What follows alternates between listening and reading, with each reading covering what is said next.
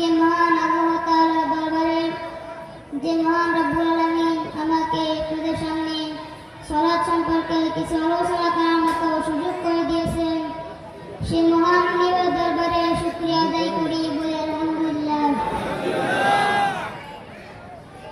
মূলবন্ধ ideal cadet মাদ্রাসা ব্যবস্থাপনা কর্তৃক আয়োজিত আজকের মাহফিলের সম্মানিত সভাপতি, মঞ্চে উপস্থিত রয়েছেন মেহমানবৃন্দ ও আমার সামনে ধর্মপ্রাণ মুসলমান ভাইয়েরা ও পর্দার মা বোনেরা, সবাইকে আমার অন্তরের থেকে সালাম। আসসালামু আলাইকুম ওয়া রাহমাতুল্লাহি ওয়া বারাকাতুহু। সম্মানিত উপস্থিতি, আজকে আমার আলোচনা সালাত সম্পর্কে। সালাত হচ্ছে আরবি শব্দ আর নামাজ হচ্ছে ফারসি শব্দ। আল্লাহ এবং রাসূল কোরআন হাদিসে সালাতের অনেক গুরুত্ব দিয়েছেন। আল্লাহ রাব্বুল আলামিন কোরআন কারিমে সূরা বনী ইসরাঈলের ৭৮ নম্বর আয়াত ১৫ পারা ৮ নম্বর পৃষ্ঠার ১ নম্বর লাইনে আল্লাহ বলেছেন, আকিমিস সালাতা লিদুলুকিশ শামসি ইলা গাসাকিল লাইল ওয়া কুরআনাল ফাজর। মুফাসসির কেরাম ব্যাখ্যা করেছেন, আকিমিস সালাতা লিদুলুক, এই লিদুলুক শব্দ আল্লাহ তাআলা তিন ওয়াক্ত সালাতের কথা বুঝিয়েছেন। কয়েকটা সালাতের কথা বুঝিয়েছেন? আল্লাহ রাব্বুল আলামিন যোহর, আসর ও মাগরিব ইলা ওয়াসাকিল লাইল, এই লাইল শব্দ আল্লাহ তাআলা রাতের নামাজের কথা বুঝিয়েছেন, অর্থাৎ এশা নামাজ। ওয়া কুরআনাল ফাজর, এই ফাজর শব্দ আল্লাহ তাআলা ফজর সালাতের কথা বুঝিয়েছেন।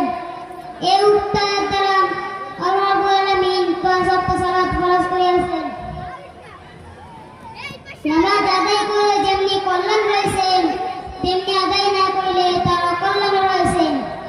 নামাজ আদায় করলে কি কল্যাণ রয়েছে সে সম্পর্কে আল্লাহ রাব্বুল আলামিন কোরআন কারিমে সূরা আল-আনকাবুতের ৪৫ নম্বর আয়াতে বলেছেন, ইন্নাস সালাতা তানহা আনিল ফাহশাই ওয়াল মুনকার, নিশ্চয় নামাজ পয়সা কাজ, মন্দ কাজ, অশ্লীল কাজ থেকে বিরত রাখেন। আমরা যদি ৫ ওয়াক্ত সালাত সঠিকভাবে আদায় করতে পারতাম, তাহলে আমাদের কাছ থেকে পয়সা কাজ, মন্দ কাজ, অশ্লীল কাজ বিরত থাকতো। আমরা এই ৫ ওয়াক্ত সালাত সঠিকভাবে আদায় করব। আমরা নামাজ পড়ি আবার পয়সা কাজ করি, আমরা নামাজ পড়ি আবার মন্দ কাজ করি, আমরা নামাজ পড়ি আবার অশ্লীল কাজ করি। অতএব বুঝতে হবে আমাদের নামাজ সঠিকভাবে আদায় হচ্ছে না। আমরা এই ৫ ওয়াক্ত সালাত সঠিকভাবে আদায় করব। এবার আসুন রাসূল করিম সাল্লাল্লাহু আলাইহি ওয়াসাল্লাম কি বলেছেন। রাসূল করিম সাল্লাল্লাহু আলাইহি ওয়াসাল্লাম বলেছেন, ও আমার সাহাবীরা, তোমাদের কারো ঘরের সামনে যদি একটি নদী প্রবাহিত হয়, ওই নদীতে যদি সেই দৈনিক ৫ বার গোসল করে, তাহলে তার গায়ে কোনো ময়লা থাকতে পারে? সাহাবায়ে কেরাম বললেন, না ইয়া রাসূলুল্লাহ, তার গায়ে কোনো ময়লা থাকতে পারে না। তেমনি ভাবে রাসূল করিম সাল্লাল্লাহু আলাইহি ওয়াসাল্লাম বলেছেন, যে ব্যক্তি ৫ ওয়াক্ত সালাত সঠিকভাবে আদায় করবে, তার আমলনামায় কোনো গুনাহ থাকতে পারে না। সুবহানাল্লাহ, বলুন না। সালাত আদায় না করলে যেমনি অকল্যাণ রয়েছে, সে সম্পর্কে আল্লাহ রাব্বুল আলামিন কোরআন কারিমে সূরা মাউনের ভিতরে বলেছেন। সূরা মাউনের ৪ এবং ৫ নম্বর আয়াতে বলেছেন, ফাওয়াইলুল লিল মুসাল্লিন, ধ্বংস হোক ওই সমস্ত নামাজীরা। কোন সমস্ত নামাজীরা?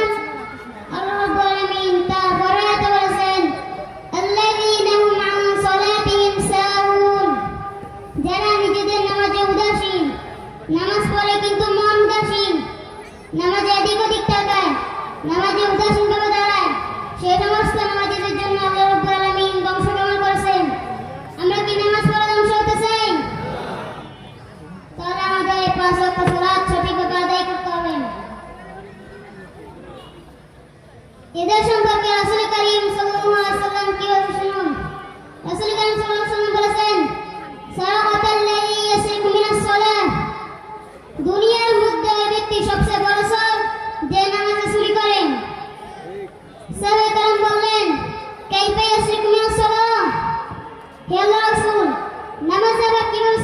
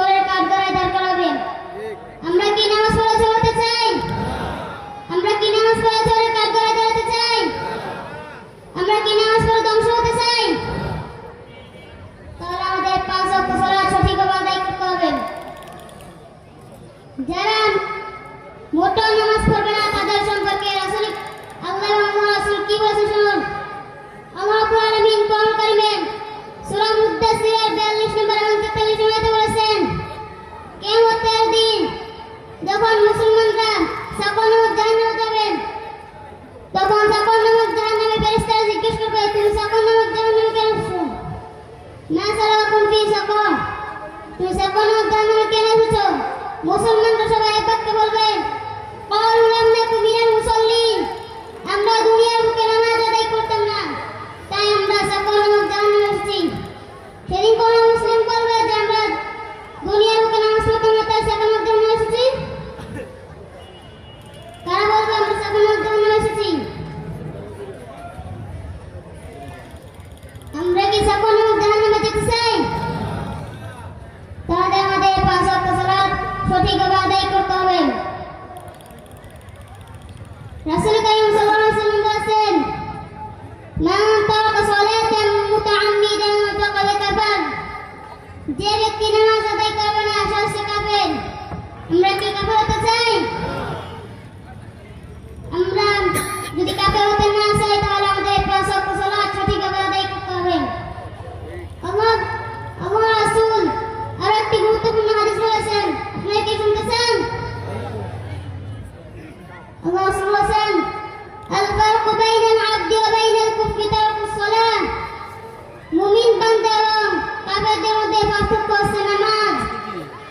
যে ব্যক্তি নামাজ পড়ে সে হচ্ছে আল্লাহর বান্দা, নবীর উম্মত, আর যে নামাজ পড়ে না সে হচ্ছে কাফের। আমরা কি মুমিন বান্দা হয়ে মরতে চাই নাকি কাফের হয়ে মরতে চাই?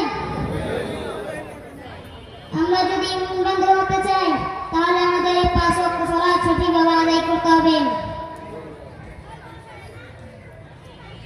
আল্লাহ রাব্বুল আলামিন কোরআন কারিমে নামাজে এতটাই গুরুত্ব দিয়েছেন যে কোরআন কারিমে একবার নয়, দুইবার নয়, 82 বার করে বলেছেন নামাজ কায়েম করার কথা। কয়বার বলেছেন? শুধু এক জায়গায় বলেছেন নামাজ আদায় করার কথা। শুধু তাই নয়, আল্লাহ রাব্বুল আলামিন দুনিয়ায় যত ইবাদত পাঠিয়েছেন জিবরাইল আলাইহিস সালামের মাধ্যমে পাঠিয়েছেন, শুধু একটি মাত্র ইবাদত জিবরাইল আলাইহিস সালামের মাধ্যমে পাঠাননি। সেই ইবাদতের নাম কি? সেই ইবাদতের নাম হচ্ছে নামাজ। আল্লাহ রাব্বুল আলামিন তার হাবিবকে আরশের আযমে ডেকে নিয়ে 50 ওয়াক্ত সালাত ফরজ দিয়েছিলেন। কত সালাত?